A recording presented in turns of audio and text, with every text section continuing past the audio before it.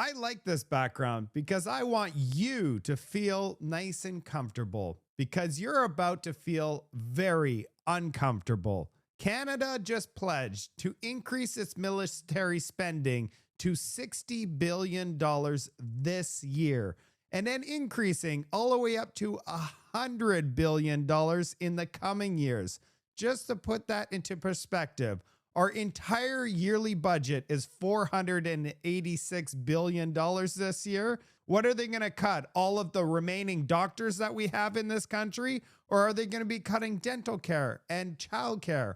Or are they just going to print the money into infinity and beyond and allow inflation to skyrocket and get out of control? We already have meat prices, specifically beef prices, going up 6% every single month since the beginning of this year, meaning we're going to be close to 100% more expensive beef by the end of this year if the trend continues.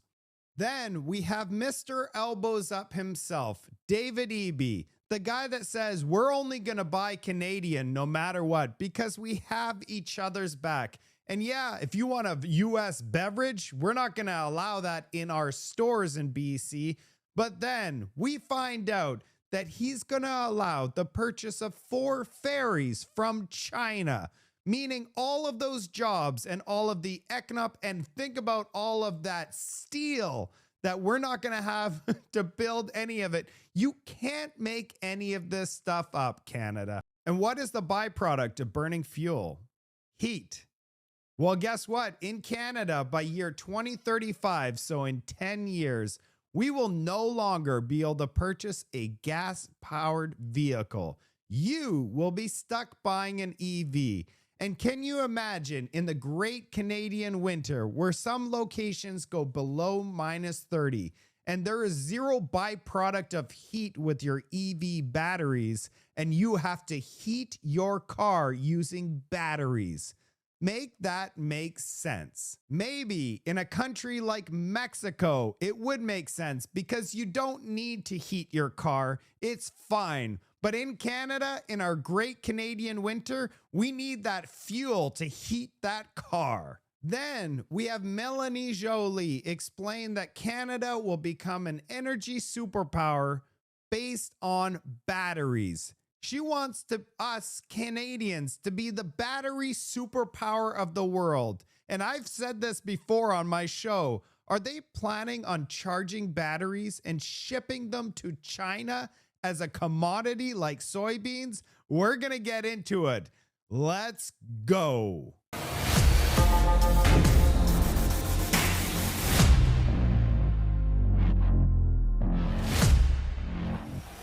Let's start things off with Mark Carney announcing we're going to reach 2% of our military spending target this year. Less than half our maritime fleet and land vehicles are operational. More broadly, we're too reliant on the United States. And so for all those reasons, I'm announcing today that Canada will achieve NATO's 2% of GDP target this year, half a decade ahead of schedule.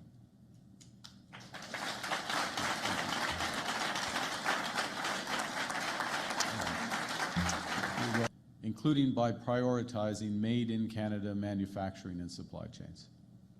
We should no longer send 3/4 of our defense capital spending to America. We will invest in new submarines, aircraft, ships, armed vehicles, and artillery, as well as new radar, drones, and sensors to monitor the seafloor and the Arctic.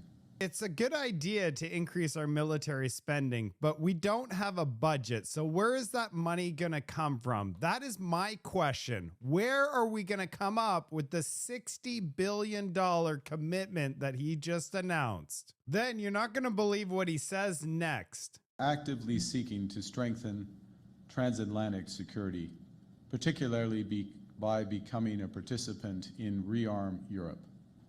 This will help diversify our military suppliers with reliable European partners and integrate the Canadian defense industry as full participants in 150 billion euros of Europe's rearmament program.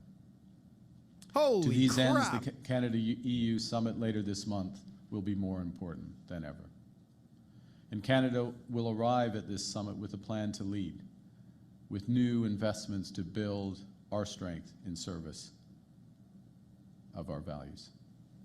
This will include our support for a new NATO defense industrial pledge, which will be negotiated at the NATO summit. The defense industrial pledge encompasses both assets and infrastructure that support our defense goals. Canada is confident that our economic strategy and our many strategic resources, from critical minerals to cyber, will make major contributions to NATO security.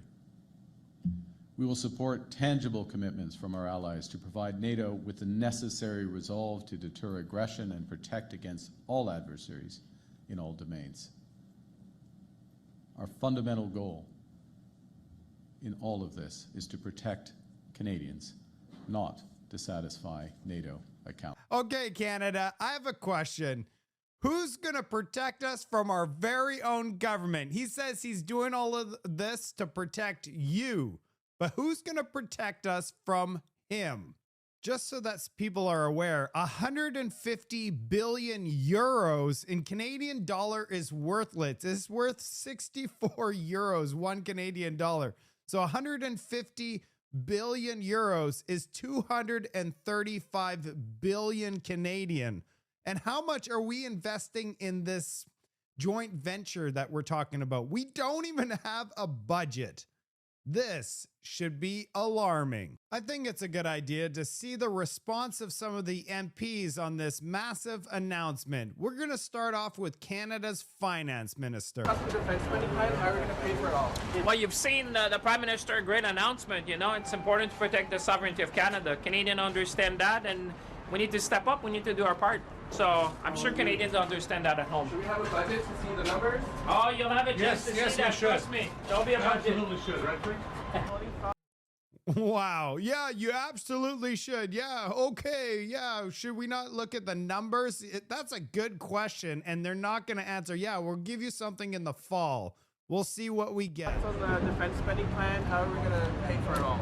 Very, very encouraged to hear that we're going to be ensuring that our military, who are asked to step up and secure Canada and support people in need in this country, that we're giving them the best tools and resources possible. I think it's very encouraging to hear that we'll get to 2% this year. Can you show the budget to see the numbers? No comment. Mr. Blair, what do you make of the Prime Minister's announcement today? Canada's going to hit 2% earlier than expected. I think it's a terrific announcement. Is it possible, though? Of course. How's it possible? I don't know if you saw the NATO spending increase from the government. They're now saying that they're going to meet the 2%.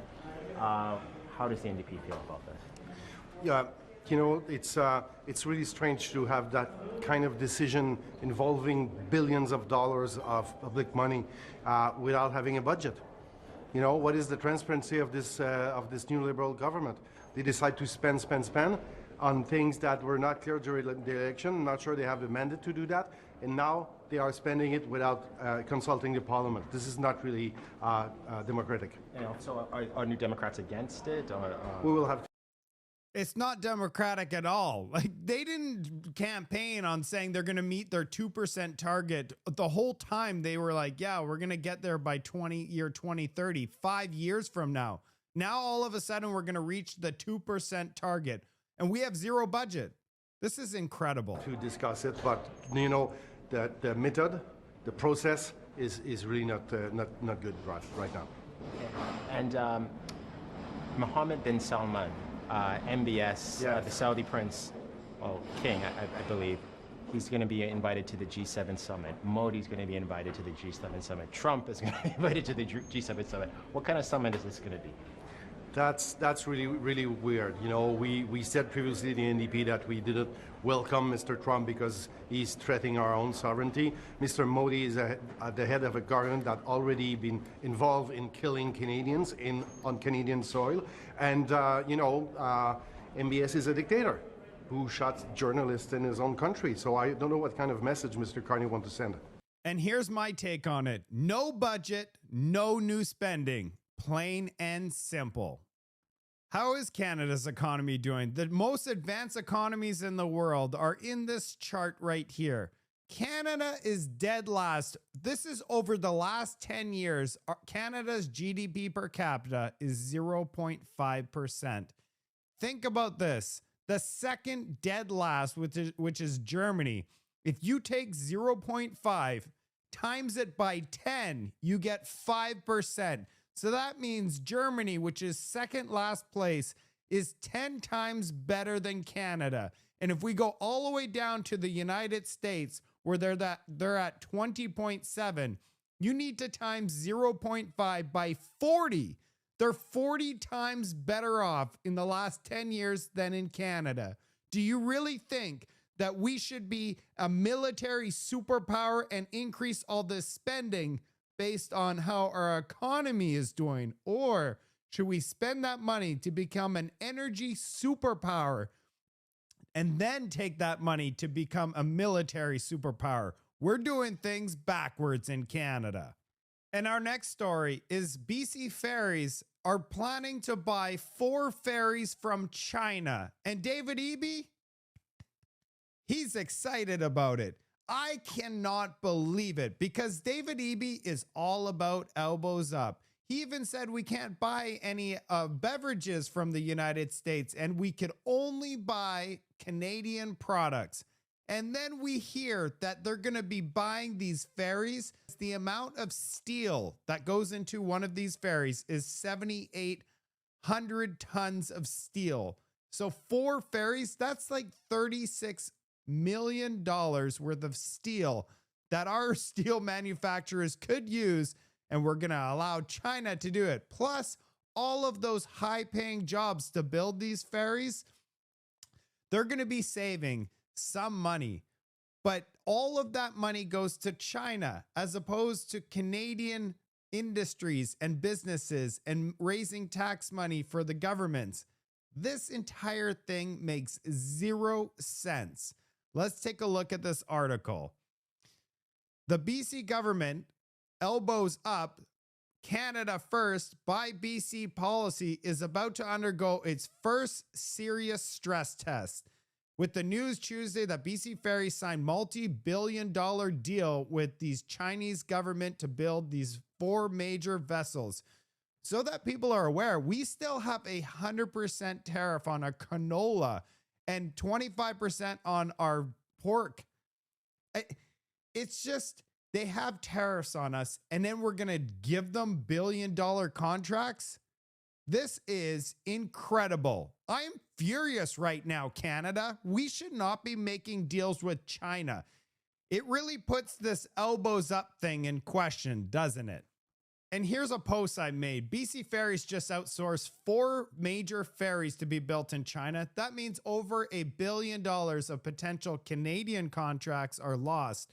Tens of thousands of tons of steel sourced from China. And 0 Canadian jobs, 0 tax revenue, 0 industry growth. We didn't lose the contracts. We just gave it away. And I have David Eby, made in China. We could have used Canadian steel, Canadian shipyards, and Canadian workers.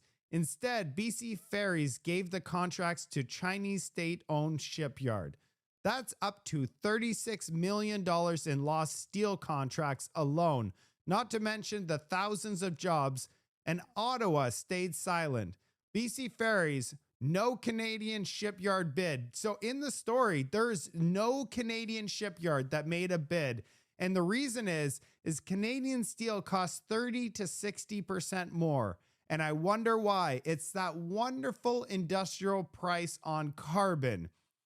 Globally, we're not competitive at all. And Ottawa has so much red tape that it doesn't make financial sense to build anything. So just so people are aware, this should be a case study in Canada on industrial collapse. And I did the math for everyone. So 4 ferries at 7,500 tons of steel on the low side, it could be like 10,000 tons per ship. That's $300 in savings per ton to use Chinese steel. 36 million in savings. But yeah, 0 contracts, $0 for any of us. You're not saving money in the long run because all that money is exiting Canada. And what happened to Build Back Better? Made in Canada, green jobs of future. Instead, we're outsourcing ships to Chinese state-owned shipyards with no carbon taxes, no labor protections, and no transparency. So much for our leadership. Just so that people know what this looks like, here's a Canadian ship loaded with cash going straight to China, and we'll never see any of those dollars ever again. Our next major story is Toronto faced the coldest late May in more than 50 years. And it wasn't just Toronto that suffered cold weather. Metro Vancouver was also extremely cold, and there was places across the country that had one of the coldest Mays on record. Environment Canada just came out with their summer temperature forecast. This is the map that they provided us. It looks like a child spilt their ketchup all over the map of Canada. This does not look normal. It looks like the end is coming. What do you think about their summer forecast? How dark can you get the map? What's your thought about Environment Canada's forecast? Let's hear from CBC on the increase in military spending. You know, like there's a deliberate, that's why I ask if it is connected to other things, because Kate, there does seem to be technical and strategic implications behind every move this Prime Minister is making in the early days. But this brings defense spending now up to about $62 billion a year, or at least in the NATO calculation. To get to the 3.5, which is the next target they're talking about, we're talking $110 billion a year on a budget that's about $400 billion. I mean, we're talking real cash that's going to squeeze out the ability to do a lot of other things. Yeah, and the reason it hasn't happened so far is largely political, and that's not necessarily this government's problem or the government before it or the government before it. But it's Canadians a Canadian problem. Generally have less of an appetite to spend on defense, vice healthcare and education and a number of other more social programming and priorities. So that is why there may be a test here for the government in terms of showing the math. You know, I suspect if Conservatives had an announcement like Mr. Carney did today with a macro number of $9 billion and no information in terms of how that was going to be paid for or answering the question what would be cut, we would be having a very different conversation on this show in terms of demanding that accountability. So I think that it's fair for Canadians to ask where that money is going to come from. It's also fair to criticize this government for making this announcement around the time of this visit. It could have happened before. Right. I don't think that's a happy coincidence. I think that's a direct line, not a dotted one, in terms of Donald Trump being in our backyard. We didn't need to wait for that to make an announcement of this significant spending. Well, I do want to say we have been having the conversation about where are we going to get the money for, and we had it with Kevin Page and we had it with Karen Hogan. So I mean, like I take your point, but it is they've shown the expenditure side of the ledger. They have not shown the other side, and we do kind of need to see that. Yeah, exactly. The PBO makes a good point that knowing the financial health of the country before committing to another $9 billion in spending would be a prudent and wise fiscal thing to do. Just for information purposes. Unbelievable. So what's going to get cut, Canada? Is it healthcare? Is it doctors? Or is it, what are they going to cut? Or are they just going to print? All of this new spending needs to come from somewhere. And if they print the money, then your stake might go up 200%. And we're starting to see cracks form in the rental market across Canada, more specifically in the Lower Mainland and the city of Toronto. 2-bedroom rental rates are down 10% in the city of Toronto, but they're down across the board in North Vancouver, Burnaby, Coquitlam, Toronto. Check out these numbers. What happens is, a lot of these investors, so these are probably owned by somebody, they have to renew their mortgage, and they most likely got a mortgage sub 2%. But when they renew this year or next, and rental rates are also on their way down, they'll be faced with 4+% interest rates with lower rental rates. Take a look and watch out in these markets. We might see some sales and declining real estate prices. Loblaws and Walmart have come out and said that 6,000 of their products are going to be going up in price. And get this, because of Donald Trump tariffs. This is terrible reporting, by the way, because Donald Trump does not put tariffs on our products. The Canadian government puts tariffs on imports, and then that would cause prices to go up, not the other way around as they're presenting it. Loblaw is warning customers to expect a surge of tariff-related price increases. Loblaw's pre-tariff inventory is running out, and some 6,000 of its 80,000 products could be impacted in the coming months. Loblaw says customers will notice changes to categories including natural foods and health and beauty products. And Walmart, too, is warning it must raise prices due to higher costs from tariffs implemented by U.S. President Donald Trump. No. Donald Trump's tariffs are paid by Americans. Canadians pay the Liberal government tariffs. Don't get that mixed up. All right, I didn't save the best for last, but I have Melanie Joly say that Canada is going to become an energy superpower with batteries. Decision some years ago to really invest in this EV supply chain. It was an industrial policy decision, a big one. And we thought we could do so for many reasons because, of course, we had access to the critical minerals, and we had talent, we had green energy. So we worked with a couple of companies to make sure that they would invest in Canada. But not only did we support these investments, but these investments that we've supported are particularly important as their battery plants. Battery plants are good for the EV sector, but they're good also for other sectors of the economy. And so that is something that we're looking at because essentially they can be applicable to many industrial sectors that need basically energy in a box, which is a battery. So I want you to think about that because it's not only linked to EVs. Now, I know I'm obviously talking to all of you in the auto sector, and we still think that the EV sector is important. We think that looking in 10, 15 years, the transition may have been a bit bumpy, particularly at a time of trade challenges, but it is necessary. And that's why we will continue to support you as the transition happens.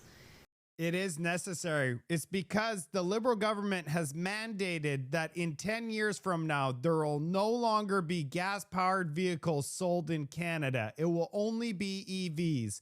And she's talking about power in a box. Are we going to be putting these power boxes and shipping them to China? Instead of selling soybeans, we're going to be selling the world batteries. Oh man, these guys have such genius ideas. I wish I thought about this first. Let's see this 100% EV sales within 10 years. Promised 100% zero emissions car sales by 2035 in their platform. Does the minister intend to keep that policy? Yes or no? Minister.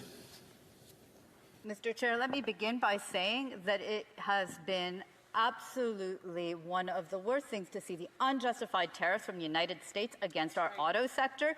We will have our auto sectors back, and the workers in that industry, we have their backs. Do you intend to keep that policy, yes or no? The Honourable Minister. Mr. Chair, as I mentioned before, as we move forward, we need to make sure that everything we do...